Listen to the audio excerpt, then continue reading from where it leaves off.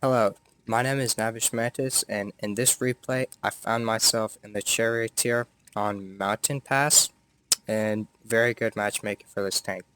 And this is a replay that had a good result on my end, but was by no means perfect, and I really like it because of the way that I did some good things, and I did some bad things in this replay.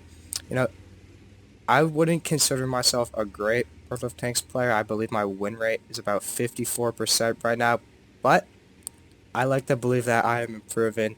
And this game, I think I've learned something from it, especially watching it, trying to, record this video. This is my third time recording it. I'm an idiot. I don't know how to work recording software, but that's besides the point. I learned something from this game. Maybe you can. That's what it is. So, I immediately knew exactly what position I was going to as soon as I saw what side I was loaded up on, and that is, of course, J2. Well, not of course. Of course it was for me, but I come to J2. I know the Charioteer is a fast tank. It hit, it's got a punch on it. I got the binoculars. Perfect for this bush here. It's great for catching people out. So, I set up here, and immediately, there's an ISU 152, and I realized he's on the move, and chances were that he was not going to be able to hit me back with that, so I decided to risk it.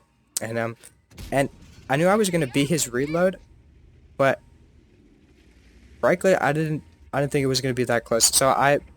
But luckily, I'm able to get another shot in, and all of a sudden, I have 700 damage, and he has 1/3 of his hit points, and basically nothing has happened in this match. And now I'm sitting here. I don't know how I didn't hit that Cheery right there, but it's okay. On this tank, or not on this tank, in this game I immediately realized that we have 4 heavy tanks, medium tank and me on this side, and we outnumber them. We should be pushing on this side, but for whatever reason, the heavy tanks are not pushing. See, look, that was not the free camera. That was just me looking around in the game when I was playing this, thinking, why are these heavy tanks not pushing, I say it in chat right there, because we're wasting time. Like, at this point, I start realizing that at B6, we are losing the ice room. Our tanks are just running away over there, and if we're not doing anything with our numerical advantage over here, then, we're wasting time, and we're letting the game slip away. It's already 0-2. So, I decided to leave. I hesitated about it. Oh, good boy. Makes the right decision. I decided to leave to go reinforce the ice road and, protect our base if need be. And I'm going back. And this is my first major mistake in this game because I realized that the SU-101 and the ISU-152 are basically just sitting there, kind of doing nothing while our tanks are getting rushed trying to defend the base, because only one of them, those are top tier tank destroyers, only one of them needs to be sitting right there watching the, now it's revealed it's only Super Hellcat over there. I say, come ISU, what, SU-101, I say, follow me. He's about to say negative. Oh yeah, there he goes. And they don't want to come. This is a huge mistake on my point. Why am I talking to them? If I had already gone to, right here, B2, A2, I could be shooting.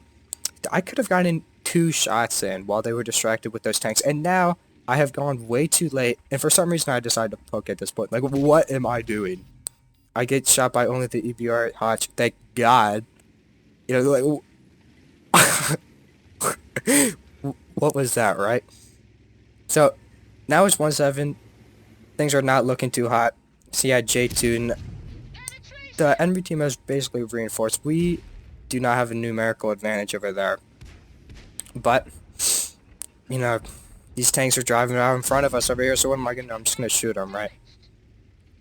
And it's not a great idea a lot of the time to be brawling with heavy tanks, but in a situation like this, when these two heavy tanks are just, taking the hits, this SU-101 is finally come over too, and I'm able to just poke and use my great penetration and alpha damage when they're not reloaded. It doesn't matter that I'm a Charioteer and I have no armor if I'm not getting shot, right? So, I guess I've played this position decently well, and at this point, the tides have started to turn here.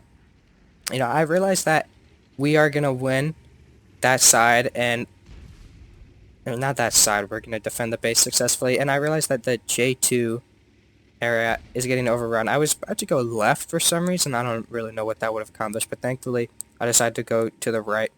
And surprise, surprise, SU-12244 comes out of nowhere. Somehow he doesn't penetrate me. I shoot him back. I was never really going to go in, but, So, here I am. Still in the middle of the map. We're losing the H1 area. And this is not a very good play, which I'm about to make. I come to sit in this bush to try and get spots and snipe the people who might be at H4, but as is revealed when my binoculars are set up, there's nobody over there, and it's kind of useless. If I have gone where this 53 TP is right now in those bushes behind him, which I'm about to go, I could have gotten 2 or 3 good shots into those tanks while the King Tiger was being slaughtered by the pack of lions over there. But, I don't do that. It's a misplay. If I'd done that, would have been nice. But, hindsight's a blessing, right? So, I've come straight into this bush. Yeah, this is good. I'm not really worried about getting spotted here because, I'm just out of the max view range. And, this game does not look too bad right now. For some reason, our ISU-152 has decided to push into their base, which is, really not a great idea, but he's done it, and, that's what it is. But here, see, look at that T-34 poke. Guess he hadn't realized I was there yet, but I'll take it. So, ISU-152 dies. This position that was now good, because these tanks, who are, as far as I'm concerned, believe that they've won this game, who are likely going to just push into us, especially because I haven't been spotted yet, and, just get shot by me in this 53 TP. Looks like a relatively weak defense. This T-34, don't know what he's doing. Yeah, I'll take it, though. Don't know why he's poked on me a second time. Especially, like, what are you gonna do? Penetrate the 53 TP's armor? I don't know. If I was better player, maybe I would have killed that SU-130 as he's poked for, like, the 3rd time right there, but I haven't done it. And at this point, I'm getting nervous just sitting here. I realized that the EBR Hotch had just finished killing the ISU over here, and I'm thinking, maybe he's gonna come behind me. Like, if I get spotted right here, I am dead. Like, I am done for. There's probably a couple tanks in those bushes back there that are just gonna kill me as soon as that happens. So I'm just like, as soon as I realize nothing big has happened over there, I'm just gonna come over here I'm planning to sit right here, and then all of a sudden, he's right there. I don't know how I didn't spawn him before, but I guess that's what it is. And this EBR Hatch is not in a good position. I say I knew it in chat, kind of unnecessary. I'm not. Maybe I'm egotistical. This EBR Hatch. He didn't find himself in a great position. Flanking was not the worst move there, but he dealt with it terribly. That's like the worst thing he could have done. Didn't even get a shot of damage into me. And earlier I had said in chat I had warned the SU-101 of the SU-12244 coming to flank him, and that did turn out to happen. Of course it would happen. You probably knew it before I did. And he's won that fight.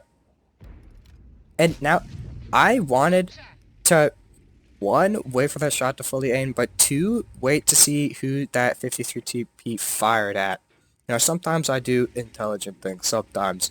Because I realized that if that 53 TP shot the tank destroyer, I might be able to get a shot on the T-34. And I was afraid that we were both going to fire at the T30 or at the SU at the same time, and those shots were just going to be wasted. You know, this T34 for the third time, it makes just a terrible play. Let's be honest. I've been able to shoot him 3 times, and he's like, what are you doing? I I don't know. Like, it's not even a great plan on my part. If that T34 was making better decisions, maybe he could have outplayed me there. But my position worked. So that SU, he got spotted. It's worked out. It's worked out. Maybe if the 53 team was in a different spot, he wouldn't have got spotted there. And things happen fast. That SU died, and as soon as that happened, the 53 TP just drove around the rock to kill the Charioteer. I didn't notice this at the time, but that was such a bad decision. My plan was to just come and have the 53 TP stay there, and I would kill the Charioteer, and then we would go get the T34. But he could have so easily gotten sniped by that T34, and this game could have gone differently. But maybe he realized by now that the T34 wasn't very good. I don't. What did he just shoot at? Huh. Oh, is this a... Nah, it cannot be a bot. And I just come over, game's over, shoot him in the face. There we go. I say we did good, because we did good. These are the post-game statistics of the replay. Ace Tanker, Fighter, Fire for Effect, nobody cares about those two, and a high caliber. Let's see how many credits. 12,000 credits, now who cares? 4,500 damage, pretty good game. This I am Salah in the 53 TP. We had some nice words with each other. He told me good job. He apologized for not being able to penetrate many shots. Let's see if that tells me actually.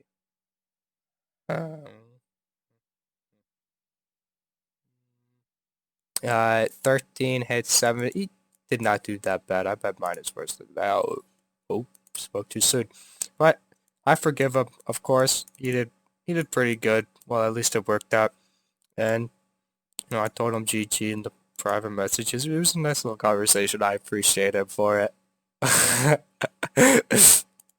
And that was the match in the Charioteer.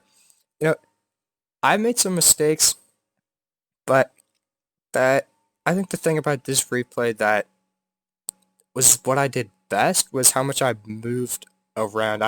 I reacted to the situation. When I got there, I didn't always make the best decisions, but I did have some understanding of what I should be doing in the match. That light tank, you're catching him out, that did stand out, but, maybe I got lucky. Alright, so this was my first video on YouTube. I'm planning to make more. Of course, I have Centurion 7-1 3-mark videos. Yeah, believe it or not, I actually managed to 3-mark that tank. And I assume the YouTube will want to see that. I imagine some people Google or YouTube Centurion 7-1 3-mark. Maybe they're trying to learn how to do it. So I'll upload that. But if you, the one listening, have seen this video from YouTube, somehow have watched the whole thing for some reason, and now you're here, make a comment, because I have no idea what's going on. If you care enough, give me suggestions, tell me anything. Fuck it, dislike the video. Do it. But with that being said, it's over. It's over. It's over, bruh. We out.